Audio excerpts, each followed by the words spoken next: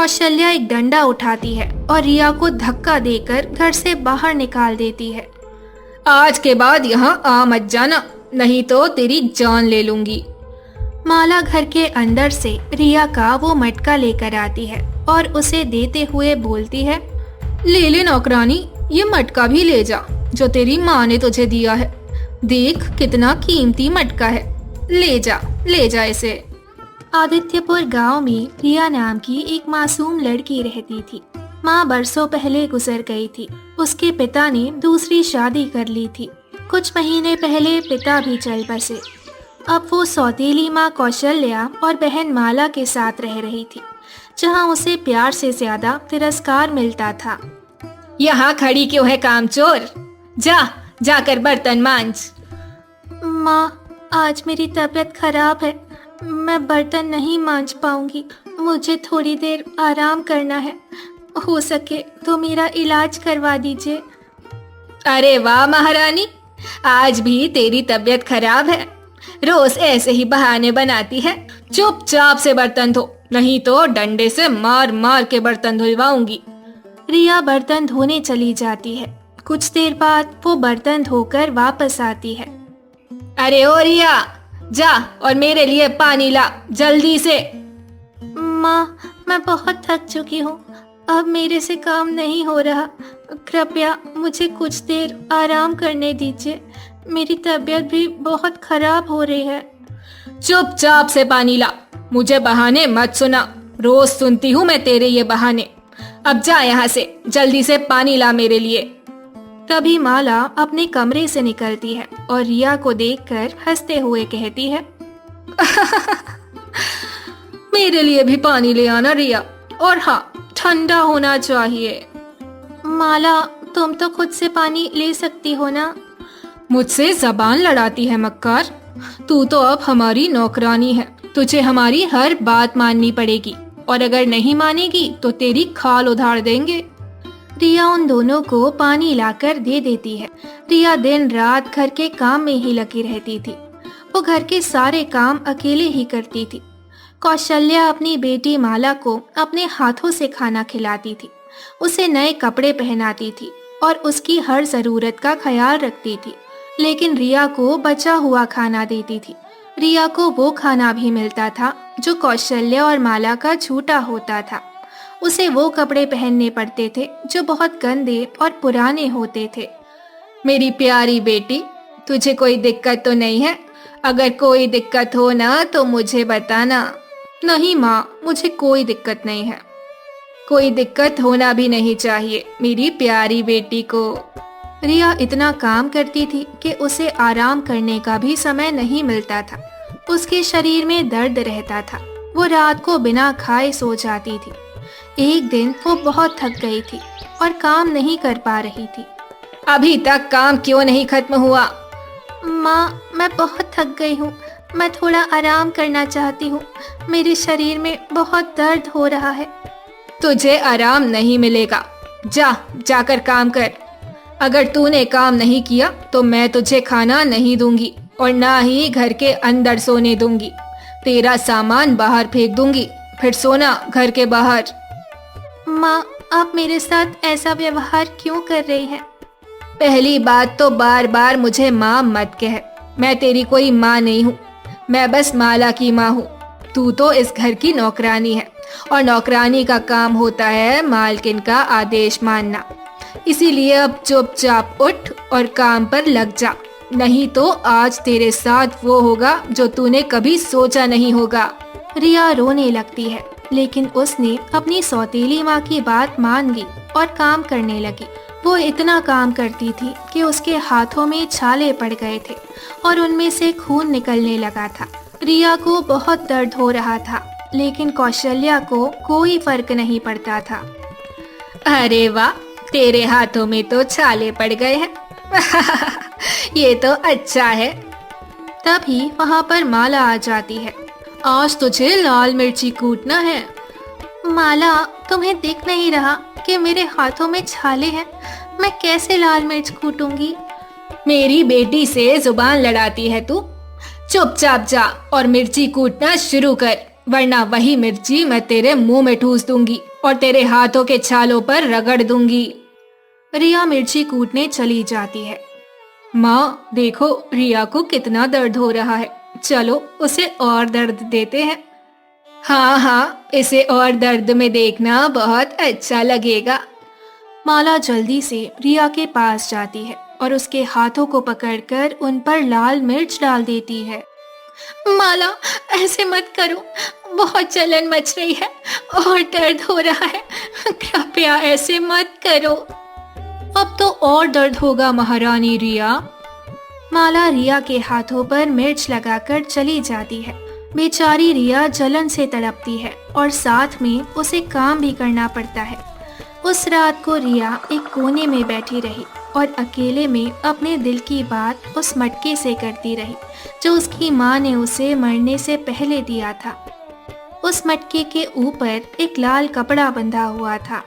माँ, मुझे बहुत अकेलापन महसूस हो रहा है। मेरी सौतेली माँ और बहन मुझसे बहुत नफरत करती है। मैं क्या करूँ? मुझे बहुत डर लग रहा है। ये दोनों मुझे बहुत परेशान करती हैं, बहुत, इतना परेशान कि मैं बता नहीं सकती। अब ये सब सहन नहीं होता माँ। काश तुम मेरे पास होती माँ, मैं तुम्हें सब कुछ बताती। मैं तुम्हारी कमी महसूस कर रही हूँ माँ। रिया उस मटके को अपने पास रखती है और सो जाती है। उसे मटके के साथ सोना ऐसा लगता है जैसे वो अपनी माँ के पास सो रही है। अगली सुबह जब कौशल्या ने रिया को मटके के साथ सोते हुए देखा तो उसने उसका बहुत मजाक उड़ाया। वो हमेशा ही ऐसे करती थी। अरे रिया, तुम्हारी माँ तुम्हारे लिए बस एक मिट्टी का मटका ही छोड़ कर गई है। इसमें क्या होगा, मिट्टी के बर्तन या फिर बिल्कुल खाली है ये भी। रिया चुप रहती थी और अपनी सौतेली माँ की बात पर ध्यान नहीं देती थी। एक दिन कौशल्या ने रिया को एक ऐसी सजा दी जिसके बारे में कोई सोच भी नहीं सकता था। तुम मेरे घर से बाहर निकल जाओ, मुझे तुम्हारी कोई जरूरत नहीं है। तुम मेरे घर में अब नहीं रह सकती हो। लेकिन माँ, मैं कहाँ जाऊंगी? मेरा आप दोनों के अलावा और कोई नहीं है। मुझे कोई फर्क नहीं पड़ता, तुझसे काम तो होता नहीं है कुछ भी, बस मुफ्त में रोटियां तोड़ती रहती है। माँ, मैं कितना काम करती हूँ, आप जो बोलती हैं मैं वही करती हूँ। कृपया मुझे ऐसी सजा ना दे, मुझे घर से बाहर ना निकाले। तो तू ऐसे नहीं मानेगी? अभी रुक, अभी तुझे बताती हूँ। कौशल्या एक डंडा उठाती है और रिया को धक्का देकर घर से बाहर निकाल देती है। आज के बाद यहाँ आ मत जाना, नहीं तो तेरी जान ले लूंगी। माला घर के अंदर से रिया का वो मटका लेकर आती है और उसे देते हुए बोलती है, ले ले नौकरानी, ये मटका भी ले जा जो तेरी माँ ने तुझे दिया है। देख कितना कीमती मटका है, ले जा इसे। रिया बहुत दुखी होकर मटका लेकर घर से निकल गई। कई दिनों तक भूखी प्यासी अकेली भटकती रही। वो भटकते भटकते दूसरे गांव में पहुंच गई थी। उसके पैरों में छाले पड़ गए, शरीर कमजोर हो गया। तपती धूप और ठंडी हवाओं ने उसे और तोड़ दिया। आखिरकार वो एक पुराने बरगद के नीचे बैठ गई। आंसू थमने का नाम नहीं ले रहे थे। उसके पास अब बस माँ का दिया हुआ वही मटका ही सहारा था।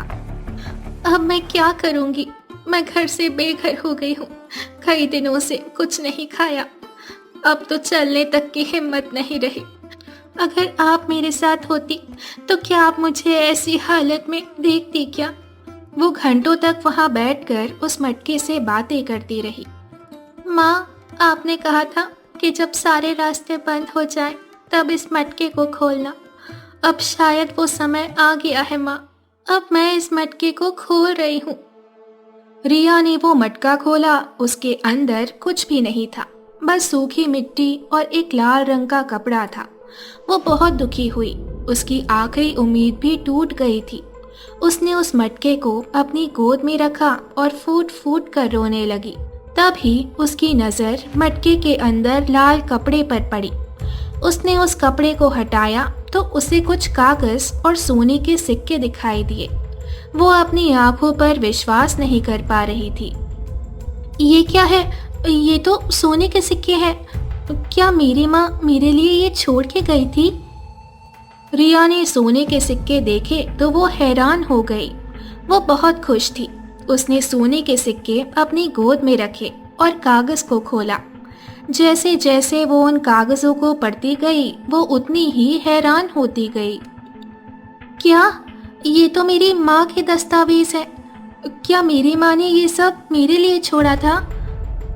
रिया ने कागज पढ़े तो वो हैरान रह गई थी, क्योंकि उनमें लिखा था कि उसकी माँ एक बहुत बड़ी हवेली की मालकिन थी और एक बहुत बड़ी सरकारी अधिकारी भी थी। ये सच नहीं हो सकता। मेरी माँ सरकारी अधिकारी थी और एक हवेली की मालकिन थी, लेकिन माँ ने मुझे इसके बारे में पहले तो कुछ नहीं बताया था। तभी उसकी नजर कागज पर एक और नाम पर पड़ी। अरे, ये किसका नाम है? कागज में मोहन का नाम था और उसका पता भी लिखा हुआ था। रिया ने उस कागज को अपने साथ लिया और वो उस पते की तरफ निकल पड़ी जो कागज में लिखा हुआ था। मैं जानती हूँ कि अब मेरे पास सब कुछ है। मुझे बस इस आदमी के पास जाना होगा जो मुझे मेरी माँ के बारे में सब बताएगा। वो चलते चलते उस पते पर पहुंची। वहाँ एक बूढ़ा आदमी रहता था जिसका नाम मोहन था। मोहन घर के बाहर खड़ा हुआ था। जैसे ही उसकी नजर रिया पर पड़ी, वो हैरान हो गया। मोहन रिया की तरफ देखता रहा। उसे कुछ समझ नहीं आया। इस कागज में आपका नाम लिखा था और आपका पता भी। ये मेरी माँ ने मुझे दिया था। मोहन ने कागज देखा तो वो हैरान रह गया। वो तुरंत रिया को पहचान गया। तुम तो मेरी दोस्त प्रिया की बेटी हो। मुझे बहुत अफसोस है। मुझे सब कुछ पता था, लेकिन मैं तुम्हें बता नहीं सकता था। तुम्हारी माँ ने मुझे कसम दी थी, इसलिए। क्या आपको सब कुछ पता था? क्या मेरी माँ सरकारी अधिकारी थी? क्या ये सब सच है? हाँ, मुझे सब कुछ पता था। तुम्हारी माँ ने मुझे पहले ही सब कुछ बता दिया था कि एक न एक दिन तुम मेरे पास जरूर आओगी। मुझे सब कुछ बताइए कि मेरी माँ ने मुझे पहले ये सब क्यों नहीं बताया कि वो एक सरकारी अधिकारी है और एक हवेली की मालकिन भी। बेटी, जब तुम्हारी माँ ने तुम्हारे पिताजी से विवाह किया था, उससे पहले ही वो एक सम्मानित सरकारी अधिकारी थी। उनके पास अपनी एक बड़ी हवेली भी थी, लेकिन तुम्हारे पिताजी को यह अच्छा नहीं लगता था कि उनकी पत्नी बाहर काम करे, इसलिए तुम्हारी माँ ने वो नौकरी छोड़ दी। मगर एक माँ होने के नाते उन्होंने वो जिम्मेदारी तुम्हारे लिए संभाल कर रख दी। उन्होंने पहले ही सारे दस्तावेज तैयार करवा दिए थे ताकि समय आने पर तुम उनके पद पर काम कर सको। और अब वही समय आ गया है बेटी। सरकारी पद और वो हवेली दोनों तुम्हारा इंतजार कर रहे हैं। मोहन रिया को उसकी हवेली ले गया। हवेली बहुत बड़ी थी और रिया ने कभी इतनी बड़ी हवेली नहीं देखी थी। उसका दिल एक साथ डर और खुशी से धड़क रहा था। ये तुम्हारी माँ की हवेली है। तुम्हारी माँ ने मुझे कहा था कि जब तुम यहाँ आओ तो मैं तुम्हें ये हवेली दे दूं। ये मेरी माँ की हवेली है। मुझे तो विश्वास नहीं हो रहा। ये तो किसी बड़े राजा के महल जैसी लग रही है। मोहन मुस्कुराया और रिया को हवेली के अंदर ले गया। हवेली के अंदर का नजारा और भी शानदार था। रिया को लगा जैसे वो किसी और दुनिया में आ गई हो। मोहन रिया को एक कमरे में ले गया। कमरे में एक बहुत बड़ा बक्सा था। जब रिया ने बक्सा खोला तो वो हैरान हो गई। बक्से में उसकी माँ का सरकारी अधिकारी का यूनिफॉर्म था।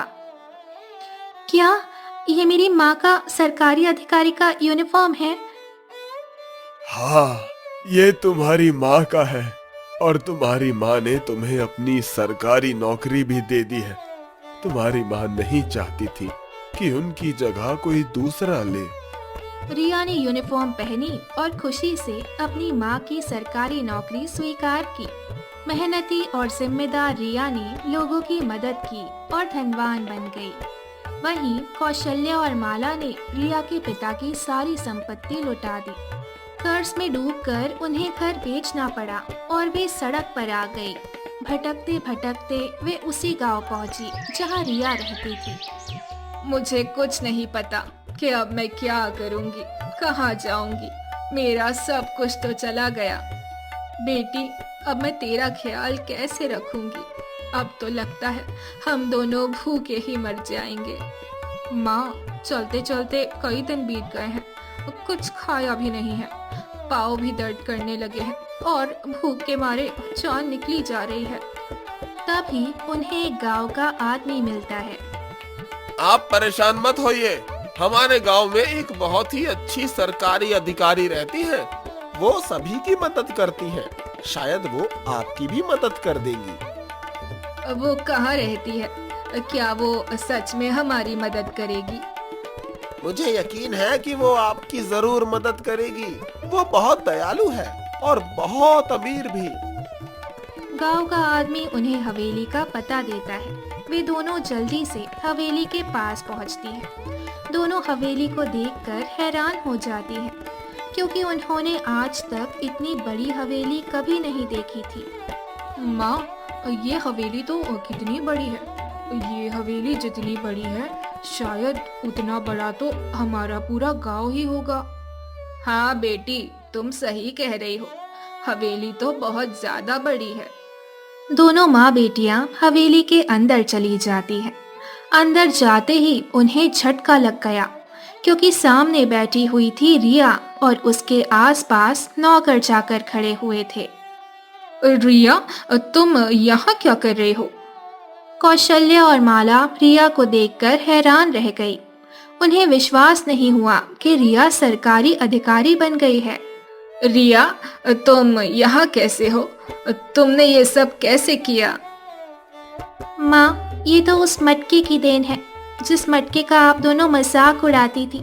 मेरी माँ ने उस मटके में मेरी पूरी जिंदगी संभाल कर रखी थी, और आज देखो मैं कहाँ से कहाँ आ गई। और आप अपने आप को देखिए कि आप कहाँ से कहाँ आ चुकी हैं।